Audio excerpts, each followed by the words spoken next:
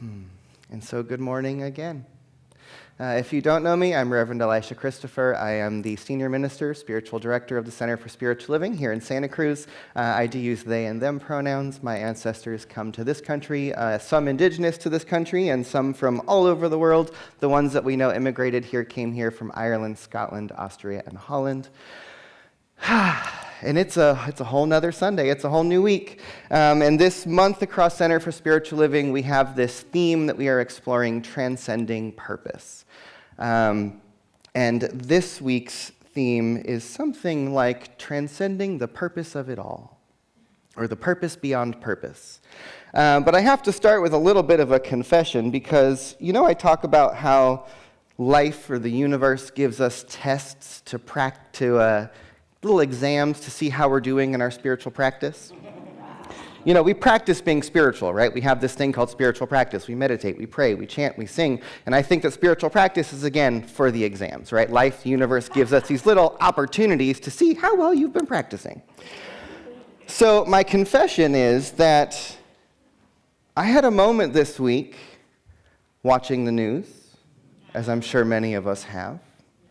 Watching the assassination or the murder of Charlie Kirk happen this week. And I have to confess to all of you that the first thought that moved through my mind was not, oh, how terrible. Which made me realize something about myself. Because we live in this moment where there is great division. There is great divide, there is a great unraveling happening in this country, and there are people who are in this world, in this nation, who are standing up, who are fighting, who are preaching, who are shouting to the rooftops for this division, for this hatred, for this violence, and for this separation. And then when I see someone who has been perpetuating these vile ideas and these horrible movements in consciousness causing so much pain and separation have that same violence come right back at them. Someone who has said that our Second Amendment, that it's worth losing lives to keep our Second Amendment right, lost his life to hold that stance. And I have to tell you that truly for me, I've been in the muck and mire of my own mind this week because I have been back and forth with this battle inside my own mind. But part of me wants to say, well,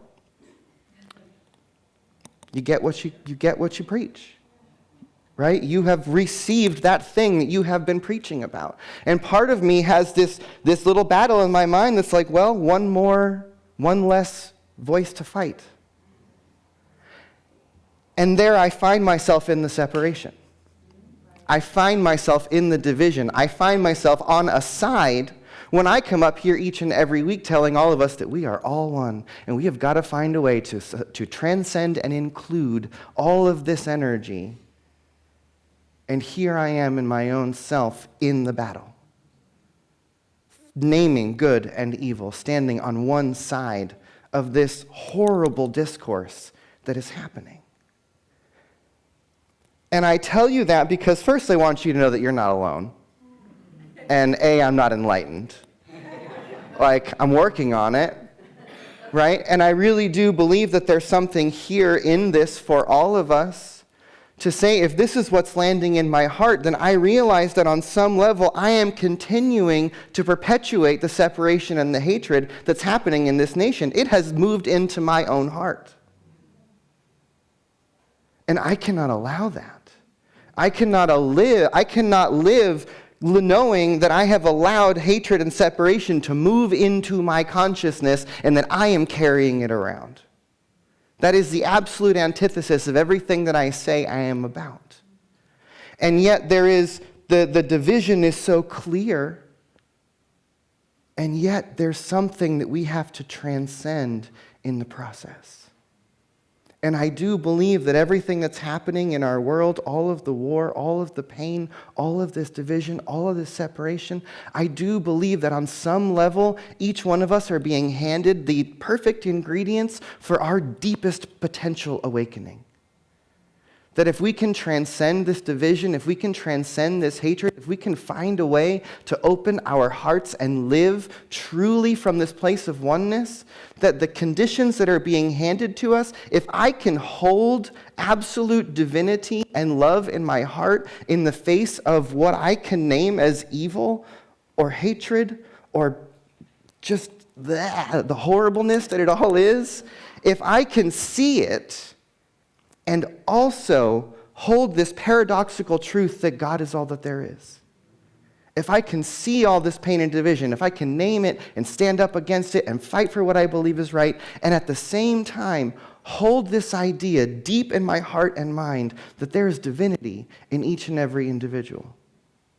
That even these people that are pointing the finger at me and I'm pointing the finger at them, if I can wrap my mind around, if I can open my heart enough to see the divinity in all that's happening here, I'm pretty sure that it cracks the code. Like we are all living in this illusion of separation. We've come into this world born as separate beings with so much to convince us of the separation. And it's easy to see it.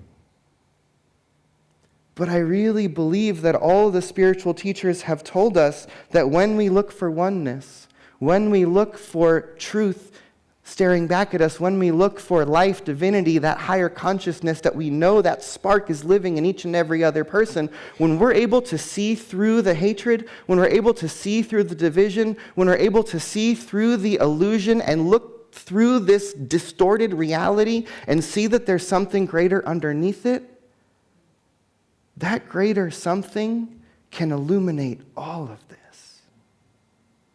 And the truth is, we are all living and breathing and moving in a field of light that is pure consciousness. And then at the same time, that light is being shined through our collective consciousness, which has got all sorts of stuff smeared over the lens. And then there's what gets projected up on top. And I realized that what's happening for probably most of the world right now is that we are so in the projected reality. It appears so real.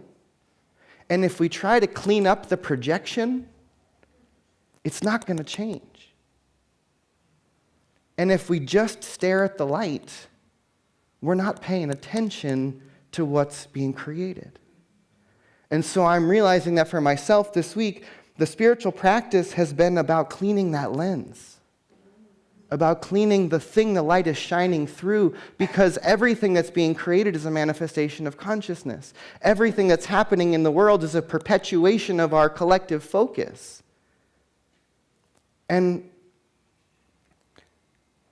our practice has to be about clearing our own perception and cleaning up how we are looking at what we're looking at. We may not be able to change the conditions and the circumstances and the things that are happening in the world right now, but we sure as hell can change how we're looking at it and how we're holding it in our own hearts. Because if I continue to allow the division and the hatred and the separation and the finger pointing into my heart, then I become a place where that thing is being magnified and perpetuated and created in the world. And if I want to see something different, then I have to choose to see differently. And I've got a little opportunity this week to check my own consciousness. And maybe you have too. It's so easy to believe in oneness and truth and love when it's easy. It's a whole nother thing to believe in oneness and truth and love in the face of lies, separation, and hatred. And if we can be a people who are so steeped in the truth that there's only one of us here, that truly God is all that there is, if we can steep ourselves in that awareness, if we can cultivate true, deep compassion for the human experience, to take in all of the pain that is happening and hold it with love, if we can steep ourselves, it will clear and clean and make new our perception. I'm grateful for the song that Beth brought. Create in me a clean heart, O Lord. Make me a sanctuary. I want to walk in the world, and I'm pretty sure most of us do as well. I want to walk in the world knowing that my heart and that my mind are a safe place. That what I'm choosing to look at, what I'm speaking about, what I'm feeling, what I'm focusing on, what I'm speaking into, I want to know is perpetuating more love, more connection, more oneness, more compassion. And this little thing called being a spiritually conscious person does not seem to be getting any easier. I've been doing it for quite some time. I'm a professional. And it's not getting easier. And so I think that we are all being called to a deeper practice.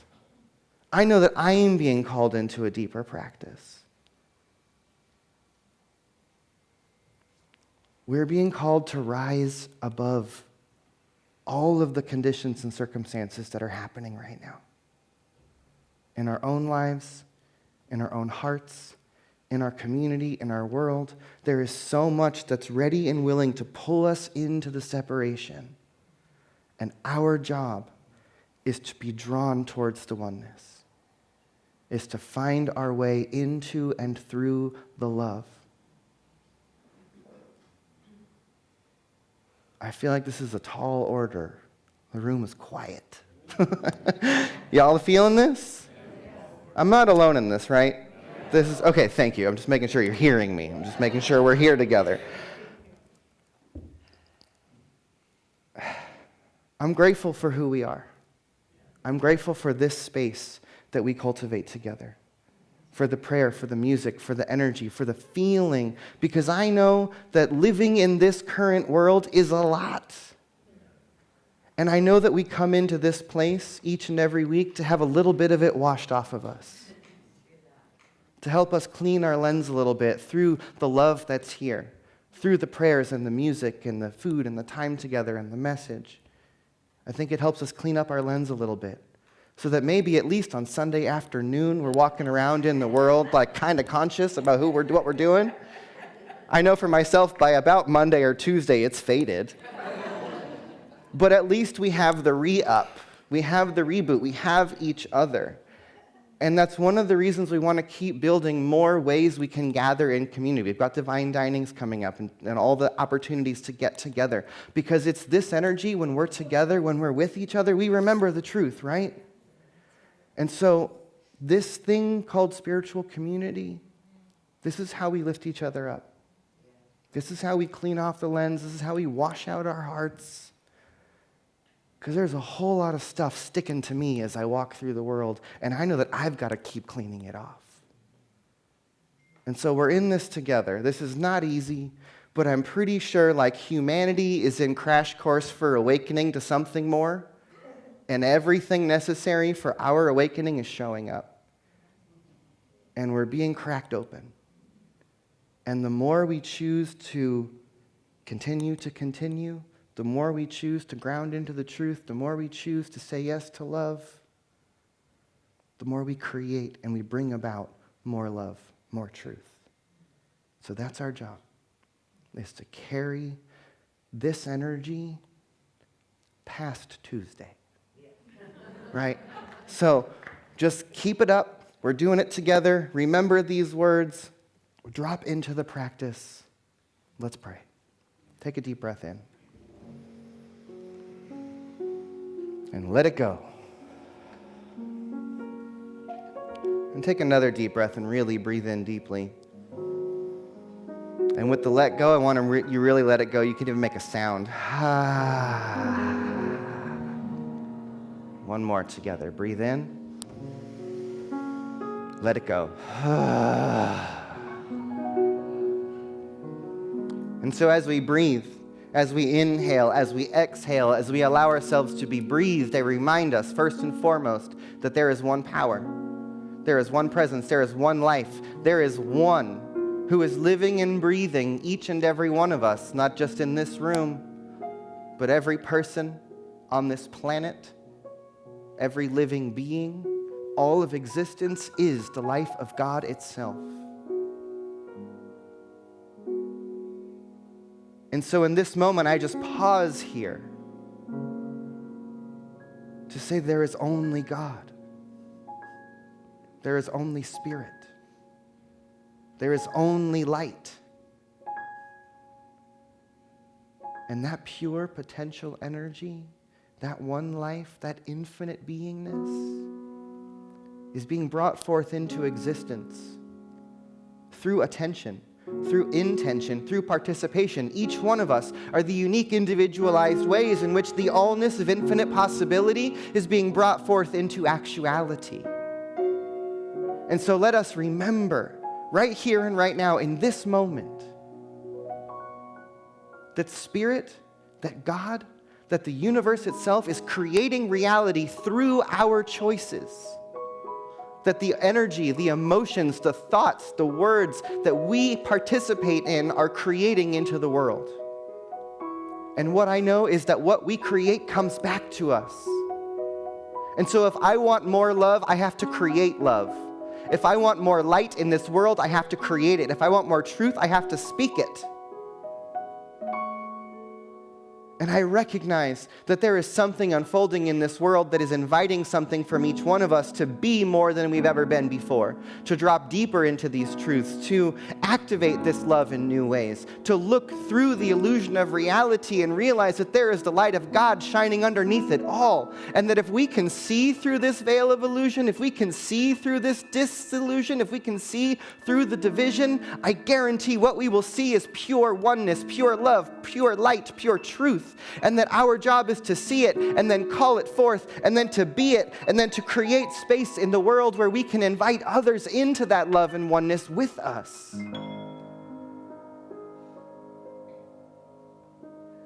We live in a world where ideas move fast, where consciousness is infectious. Let our consciousness ripple out. Let us remember that love is greater than fear, that truth is greater than any lie. Let us remember who we are and realize that each one of us was sent here into this world to be here right now because the world needs our love. The world needs our light. And our job is to keep our hearts open.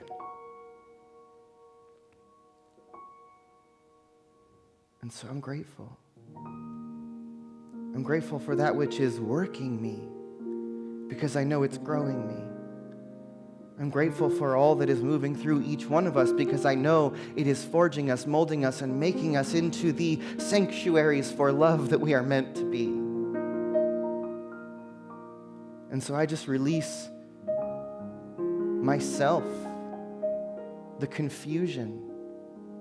I release each one of us knowing that we are held in the arms of something so much greater, that there is a light waiting to shine through us the moment we're ready to truly let our eyes be open. And so let us surrender to that which is loving through us, that which is living us, that which is breathing us, that which is speaking these words, that which is hearing these words, the one life itself. Let it wake in us right now. For there is only one. That one is Spirit. And that one is me. It is you. It is each one of us. And so it is.